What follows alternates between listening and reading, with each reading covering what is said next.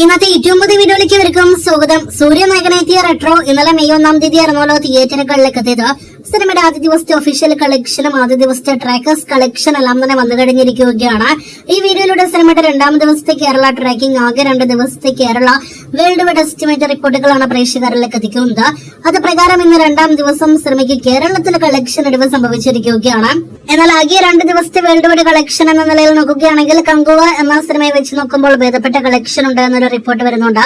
എന്തായാലും കേരളത്തിൽ ഇന്നലെ ഇതേ സമയം 1,50,00,000 മുകളിൽ ട്രാക്കിംഗ് ഗ്രോസ് ഉണ്ടായിരുന്നെങ്കിൽ ഇന്ന് 30 ലക്ഷത്തിൽ പരമാണ് സിനിമയുടെ കേരള ട്രാക്കിംഗ് ഗ്രോസ്. അപ്പോൾ ഇന്ന് സിനിമയ്ക്ക് കേരളത്തിൽ 1 കോടി ഗ്രോസ് ഉണ്ടാകില്ല. 60 ലക്ഷത്തോളം കേരള ഗ്രോസേ ഇന്ന് സിനിമയ്ക്ക് പ്രതീക്ഷിക്കുന്നുള്ളൂ.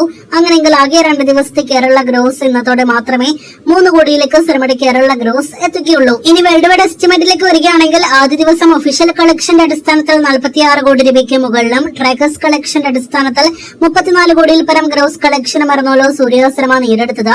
ഇന്ന് സിനിമയ്ക്ക് വേൾഡ് വൈഡ് ബോക്സ് ഓഫീസിൽ 15-20 കോടി റേഞ്ചിൽ വേൾഡ് വൈഡ് ഗ്രോസ് ആണ് പ്രതീക്ഷിക്കുന്നത്. അങ്ങനെയെങ്കിൽ ഇന്നത്തോടെ സൂര്യ ചിത്രം അങ്ങനെ 50 കോടിയിലധികം world wide gross collection കടക്കാനായിട്ടിറങ്ങുകയാണ്.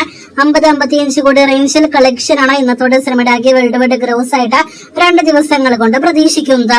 Karthik സുബരാജിന്റെ സംവിധാനത്തിൽ സൂര്യയും ജ്യോതികയും നിർമ്മിച്ച സിനിമ കൂടിയാണ് സൂര്യനായകനെത്തിയ റെട്രോ.